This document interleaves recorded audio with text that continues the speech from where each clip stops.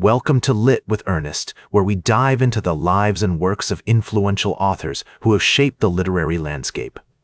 As the first delve into Camus's story, I'm reminded of his humble beginnings in Drayan, Algeria, where he was born on November 7, 1913. His father, Lucien Camus, was a poor agricultural worker who died in combat during World War I when Albert was just 1 year old. This early loss would later influence Camus' writing as he grappled with the absurdity of life and the search for meaning. Camus's mother, Catherine Hélène Sintés, was of Spanish descent and worked as a cleaning woman to support her family.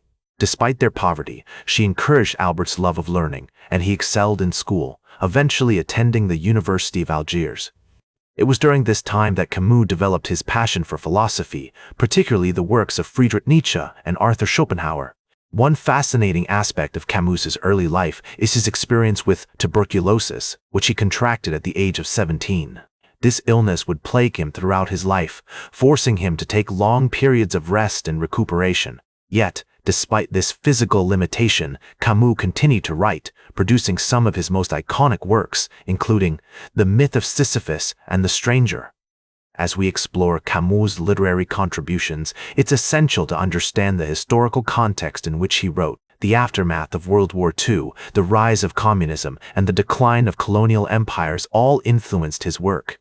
His concept of absurdism, which posits that humanity's search for meaning is inherently at odds with the apparent indifference of the universe, resonated deeply with post-war audiences. This work not only showcased Camus's unique writing style, but also explored themes of alienation, morality, and the absurdity of human existence.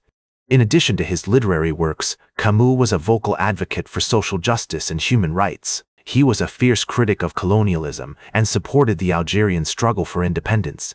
One interesting example of Camus' influence can be seen in the work of Samuel Beckett, who was heavily influenced by Camus' absurdist philosophy. Beckett's plays, such as Waiting for Godot, reflect a similar sense of existential despair and the search for meaning in a seemingly meaningless world.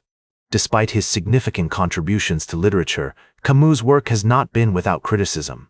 Some have argued that his philosophy is overly pessimistic, neglecting the role of social and economic structures in shaping human experience. However, I believe that Camus' emphasis on individual freedom, moral responsibility, and the absurdity of human existence remains remarkably relevant today. As the first conclude this episode, I'm struck by Camus's humanity, his flaws, his doubts, and his courage in the face of uncertainty. He was a man who lived with integrity, refusing to compromise his values even when it meant facing criticism and controversy. And it's this quality, this commitment to honesty, authenticity, and moral responsibility that makes his work so enduring, so powerful. That's all for today's Lit with Ernest. Like this episode if it hit true.